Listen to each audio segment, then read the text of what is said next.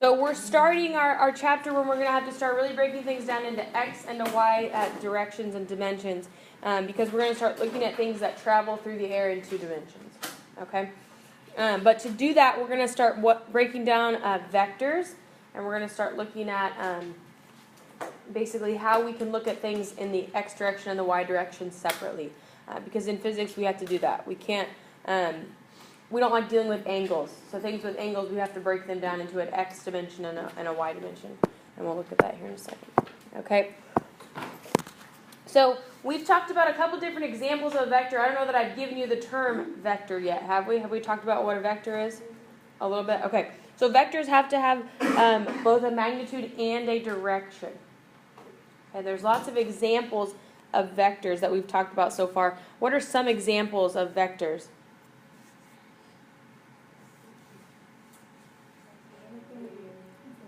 Velocity is one. Is distance or displacement a vector? No. Which one? One of those two is a vector. Which one is it? Displacement has to have direction.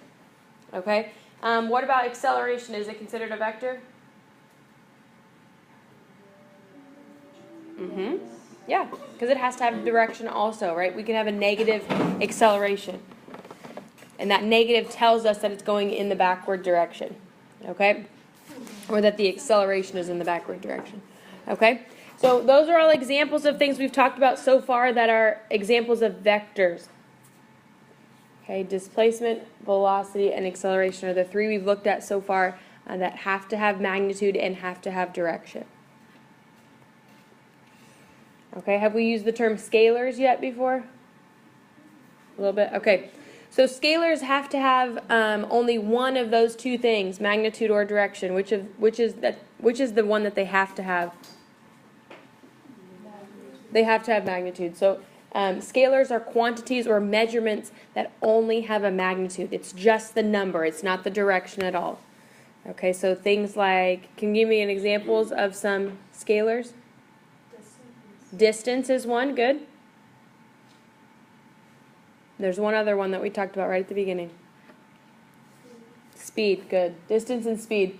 So these are quantities that obviously are always positive quantities. We don't ever have a direction, which would be a negative there. But here's some examples of scalar values. And I know you're thinking temperature could be negative. If you're looking at Kelvin, it would never be negative. But essentially the negative here doesn't indicate a direction, so it's still the magnitude or the size only. Okay, but those are some examples of scalars.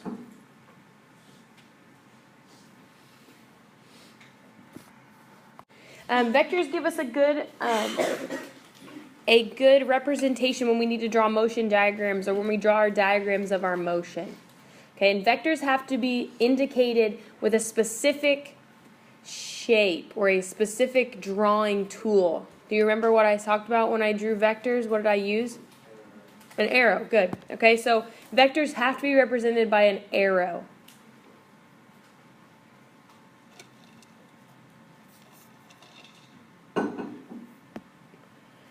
Okay, and vectors, or the arrow, the indicators for the vectors have to be drawn to scale, and they have to be drawn in the correct direction.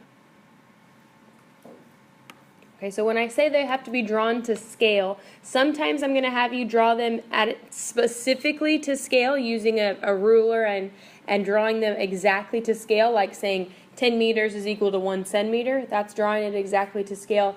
Otherwise, it might just be drawn to scale in a pretty simplistic sense, maybe saying that this is a 10-meter vector and this is a 5-meter vector, right? The first one is approximately 2 times the size of the second one.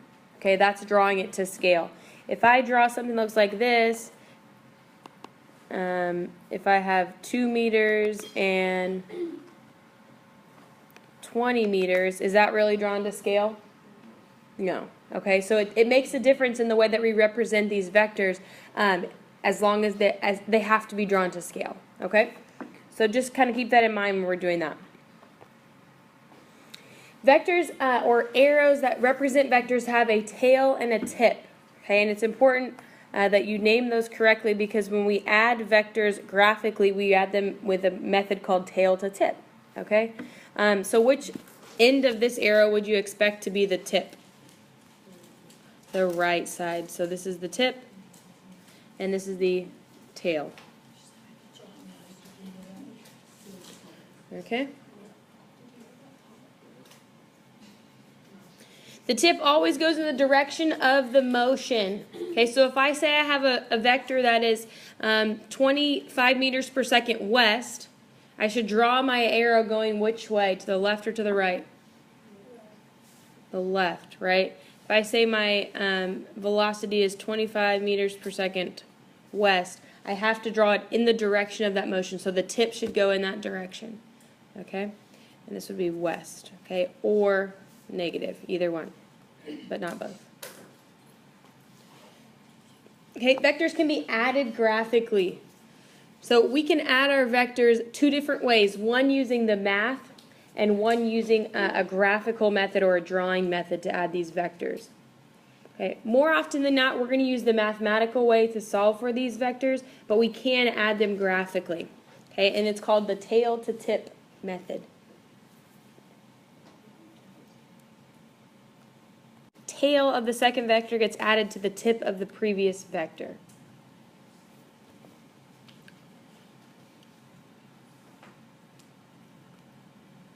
Okay, so let's just say I walk 10 meters west, then I turn and I walk 4 meters south, then I turn and I walk, 6 meters east, then I walk 11 meters south. Okay, this is the tail to tip method. Each vector is getting added on specifically from the end of, or from the tip of that last vector. So all I did was add them. This is considered a graphical addition method, right? I'm adding them tail to tip. Then if I want to find out how far I am from where I started, I'm going to go from my origin to the tip of my last vector. Okay, and we'll talk about this here in a little bit, but that's how I can add them graphically. I can use math and solve for those, which I'll show you here in a little bit, but I can also add them graphically. Okay, this is most often used when we look at velocity vectors or displacement vectors. We don't do this with acceleration very often. Okay, so let's go ahead and try this one. Person walks 8 kilometers east, then 6 kilometers east. The person will end up being 14 kilometers east of the origin. So let's say that this is my origin. I start out by walking 8 kilometers east, then I walk another 6 kilometers east. Okay, I'm going to end up, here's my ending point, here's my starting point. My final displacement would be 14 kilometers, right? That seems pretty easy because they're both going in the same direction, right? Okay, so if I wanted to draw my final vector, it would look something like that. Okay, the purple one that's over the top. That final purple vector is called the resultant vector. The resultant vector. Okay, and it's the sum of all vectors in a motion diagram. So our resultant vector always goes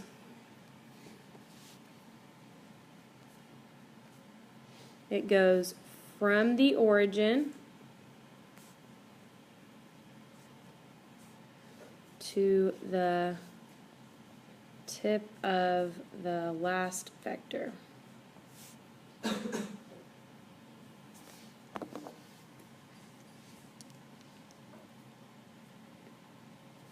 so our resultant vector always gets drawn from the origin to the tip of the last vector. Okay, and you guys will want to draw your vectors all stemming from the origin. And then when you go to draw your resultant vector, you will have no idea where it's supposed to go. Right? A lot of times you guys will draw vectors all stemming from the origin. Okay? And then your resultant vector has nowhere to go. Okay? So this is something that I see really often. Let's say I go 10 kilometers east and I go 10 kilometers north. Okay, my resultant vector, you guys are going to want to draw your resultant vector like this. It might give you the same value, but it's not going to have your direction correct. Because this resultant vector is not starting at the origin. It's not taking us anywhere from our starting point. Does that make sense? Your resultant vector should show you how far you are from where you started. Okay, so what you should be drawing these vectors, we should draw them tail to tip, which means I go 10 kilometers east, then 10 kilometers north, which would allow me to have my resultant vector go from the origin to the tip of the last vector. Okay, so this value would be the same of this side of my triangle, but the direction is going to be totally different. This direction right here in this diagram is giving you the correct direction of your final displacement. Does that make sense? So a lot of you will want to draw your vectors all stemming from the origin, which doesn't work that way. Okay, so you have to add them tail to tip when you're doing this graphic addition method. Okay, let's go ahead and solve this one. I walk 10 kilometers east, then 5 kilometers north. What's the resultant?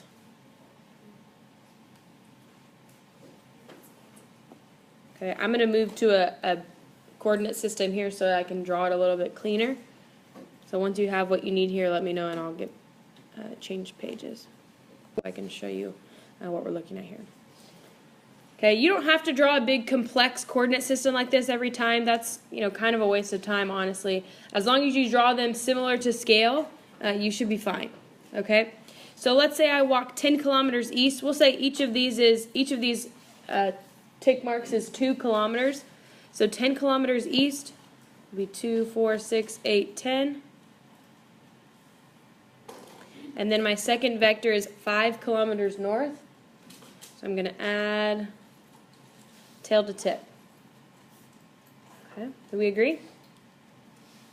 Okay, so our resultant vector then should always go from where to where?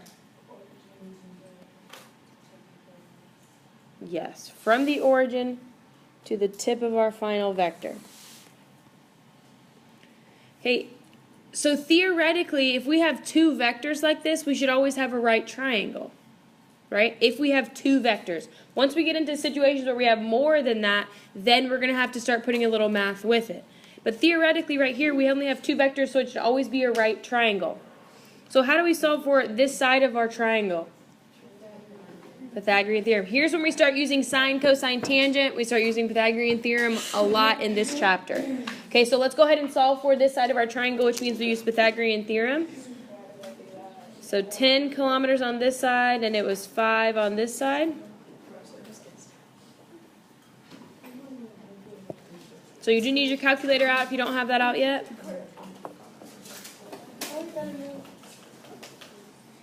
No, I was just washing my own. And it was really bad. I know. That was like 5 weeks. I didn't know. 4.5. Okay, so to solve that triangle, it's a squared plus b squared equals c squared. Okay, so what did we get for the hypotenuse of that triangle? 11.18 kilometers. Okay, and is that the only thing that our displacement vector needs? No, it needs a direction. So what could we say for our direction here? Northeast, but is that a very specific direction?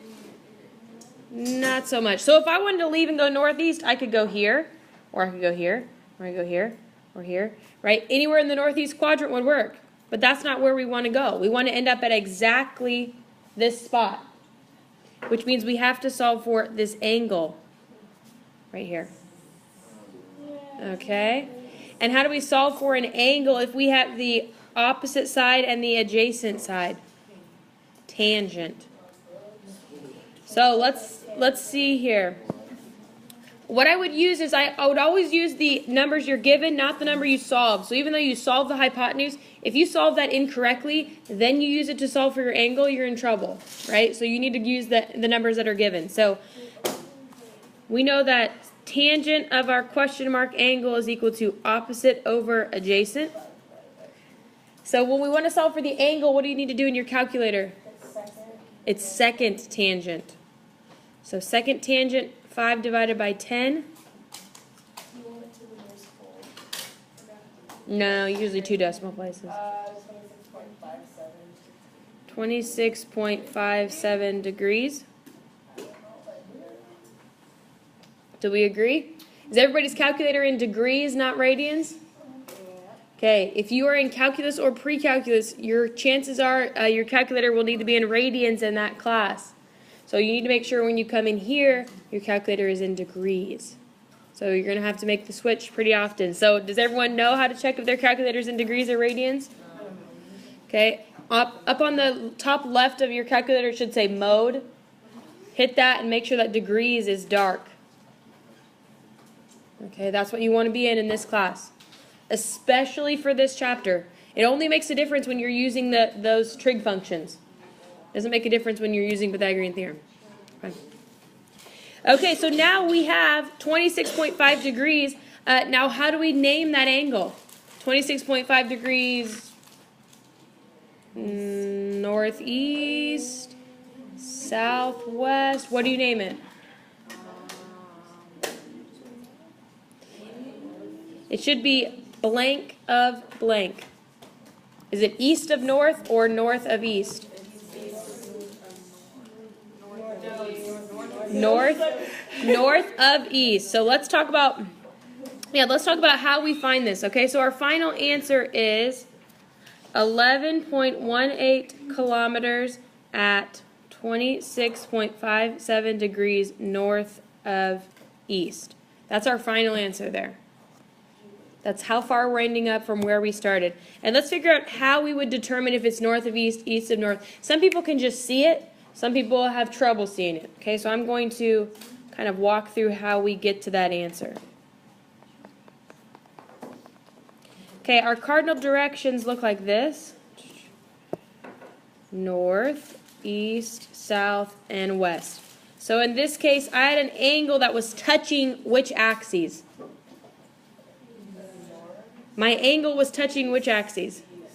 The east, right? The east axis. So from that point, I can determine, is it north of east or is it south of east? It's north of east, okay? So I'm going to find out which axes it's touching first. It can only touch one of those cardinal direction axes.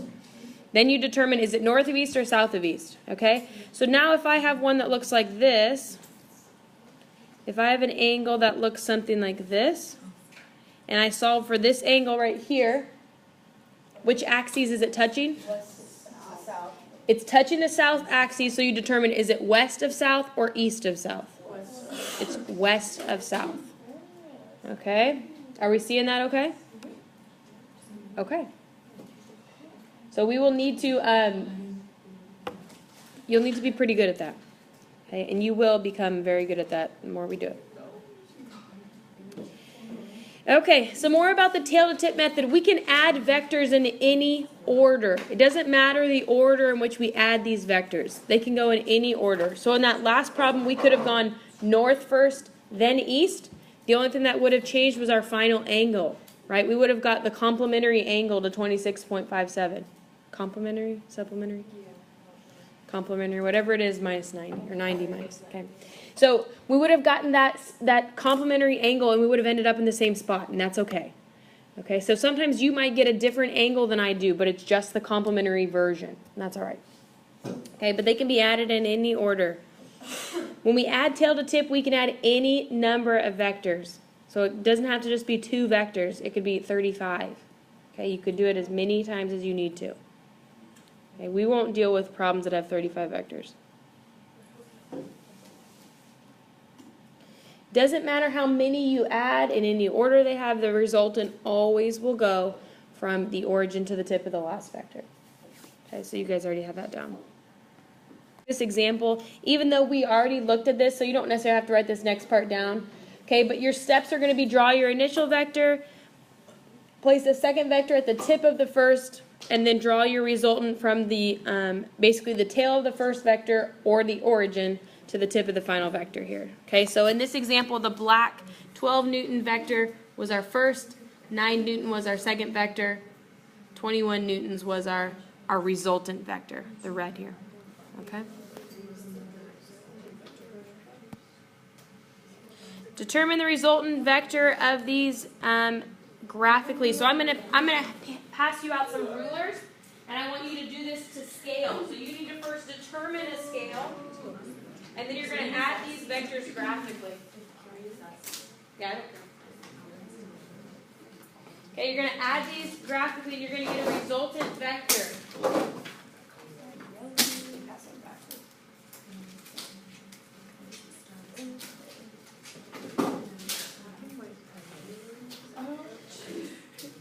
Okay, so D sub 1 would be like your displacement first vector, right? It doesn't matter what they're named, but so you have 1, 2, 3, 4, 5 vectors there. Okay, so you need to give yourself some room on your paper to draw these. Depending on your scale, kind of dictates how much room you're going to need.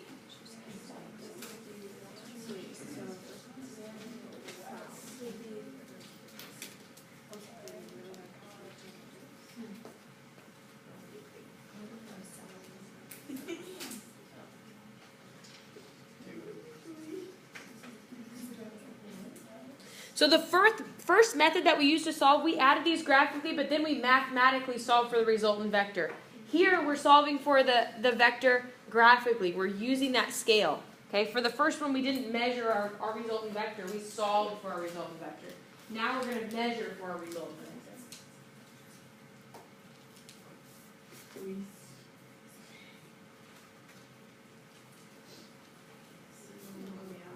I'm about to run out of room. That 90 killed me. I'm like at the bottom of my face.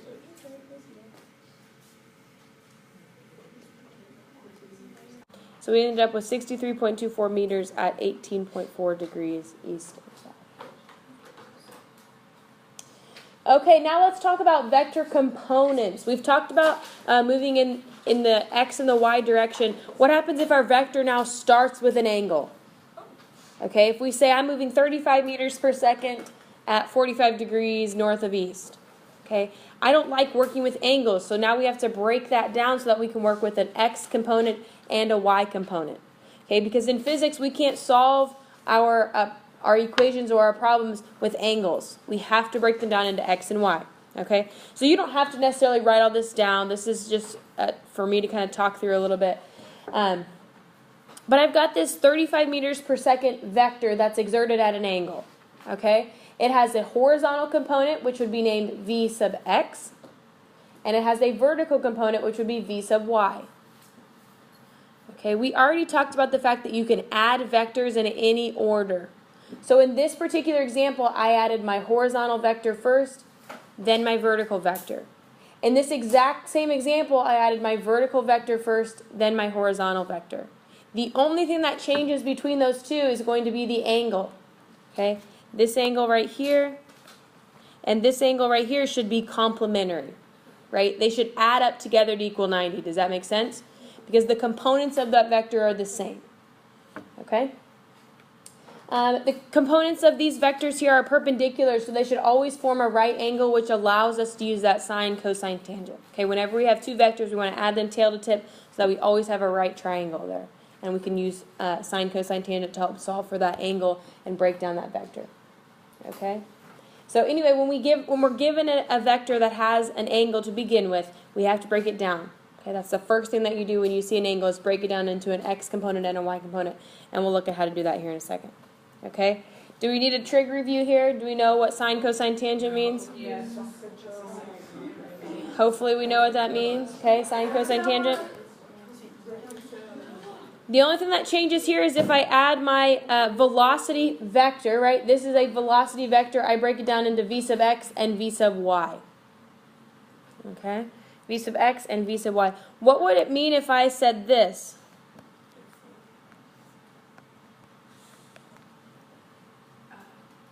What would that, and yeah, all it means is initial.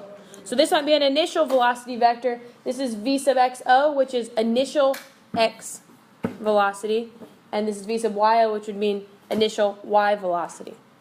Okay, so you have to pay attention. These subscripts all mean something. You might have a variable with 2 or 3 subscripts on it. Each subscript tells us something. So the v tells us velocity. The x subscript tells us in the x direction. The 0 tells us that it's initial. Okay, or at time 0. All right? Questions here? Break this one down. A helicopter is flying at 34 meters per second, 25 degrees south of west. What are the components of this velocity vector? Okay, so this is something that we have to do a lot, is break down this vector into components. Because we will start plugging in these components into our projectile equations or our kinematic equations. We have to have them broken down into v sub x and v sub y. Okay, so here's our origin. I'll draw that a little bit more clearly. And this angle fits right in here.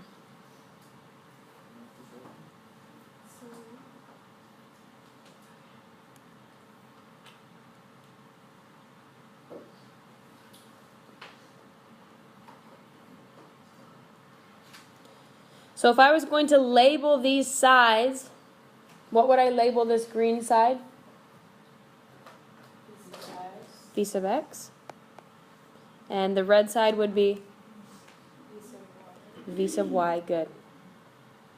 Okay.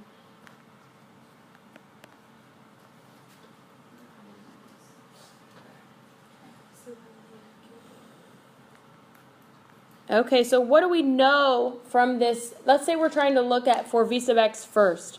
V sub x is the adjacent side or the opposite side to that angle? It's the adjacent side. And what else do we know? We know the hypotenuse. Yeah, we know the hypotenuse. Oops. We know the hypotenuse, and we know the adjacent side is what we're solving for, and we know the angle. So what trig function should I use? Which one? Cosine. Good. Okay, so I would say cosine of my angle equals adjacent over hypotenuse.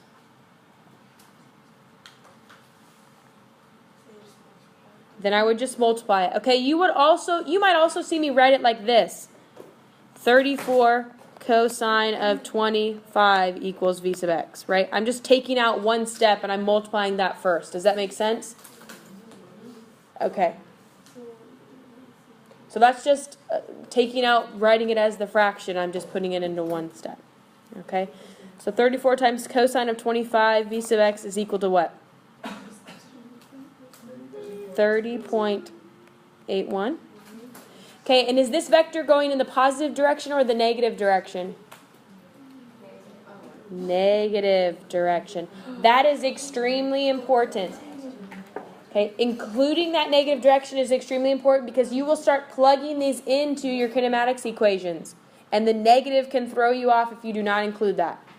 Okay, so whenever you break down these vectors, you have to go back and look, okay, is it going in the positive direction or the negative direction? So when we solve v sub y, we'll take which trig function now?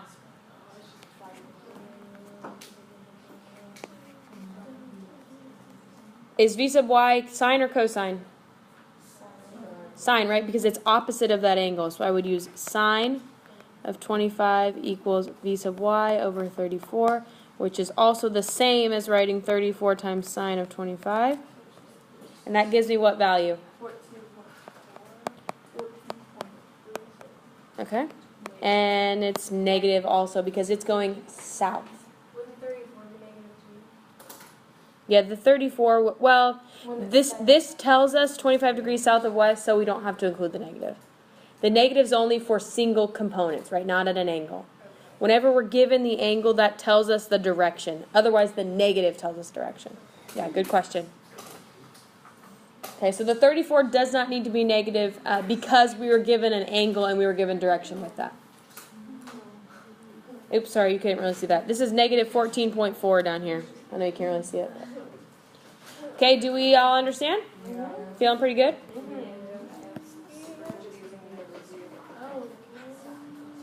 Okay, vector V is displacement 500 meters at 30 degrees north of east. What are the magnitudes of the vertical and horizontal components?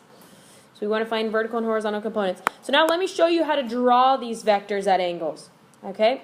First thing that we do when we want to draw our vector, we want to start with our origin.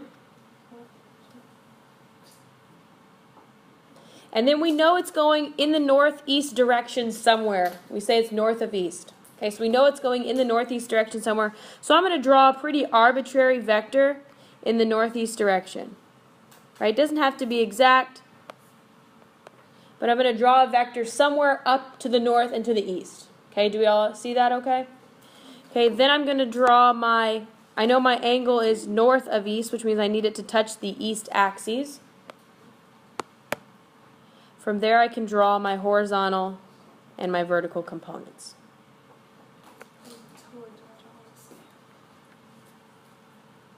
Okay. So draw first an arbitrary vector in the correct direction, in the correct quadrant at least. Then we can draw our vectors based on which side the angle needs to go on. So I know it's north of east, which means I know it needs to touch the east axes. So now we can solve for v sub y and v sub x.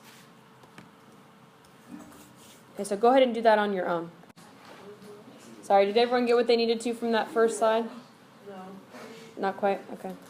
We're going to draw it out so we can see what it looks like, but we're going to still solve it mathematically. Okay, which means we're going to break each of those vectors down into components. Okay, so each of our vectors is going to be broken down into components. Okay. We're going to find the x and the y components for each of our vectors here. This is what would happen if we added it graphically. Our resultant would go somewhere from here to here, right? Okay, but we don't have a right triangle there. There's nowhere we can solve for that. We don't know the length of this one. We don't know anything. So we have to solve this mathematically.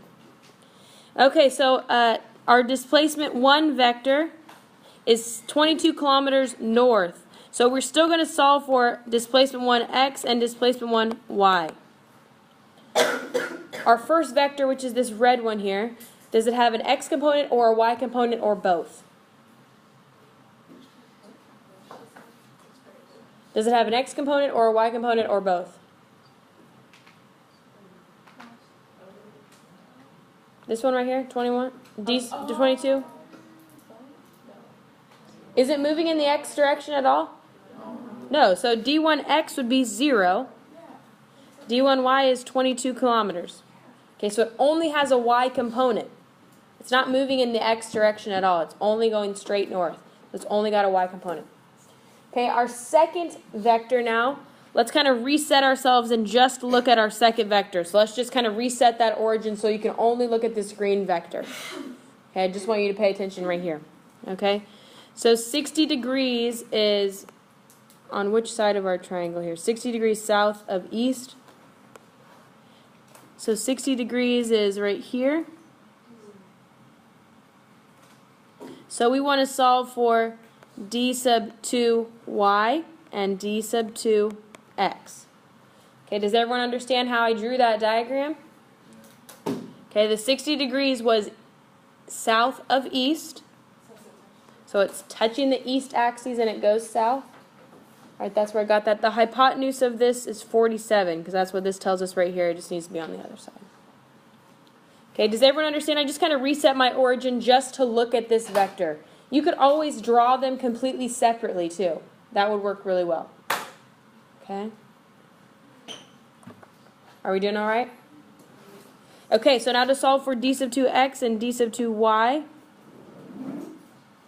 I'm going to use my trig functions. Is x the adjacent side or the opposite side? It is the adjacent side. So would I use sine or cosine? Cosine, right? I know the hypotenuse.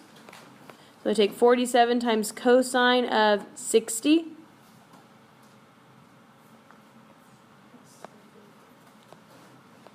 $23 point what?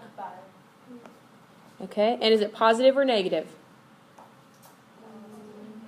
X is positive, right? Because it's going to the east. Okay. What about d sub 2y? I would take 47 times sine of 60. And that gives me what value?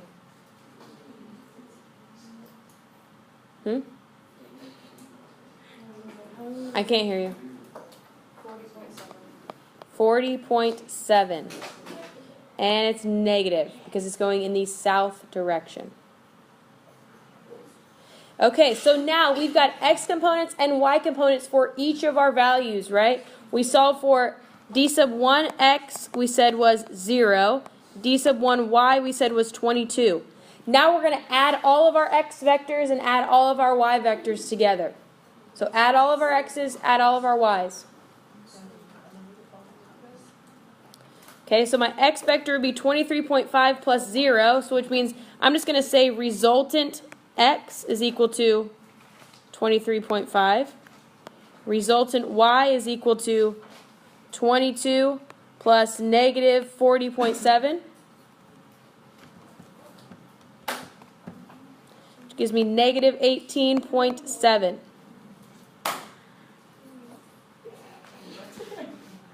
Do we agree with those components? So those are the components now of our resultant vector. We said that our resultant vector would go from about here to, let me clear some of this off here. We said our resultant vector would go from the origin here. Okay, which means if we made our components for this triangle, my y value would be 18.7. My x value would be 23.5. Okay, are we all on the same page?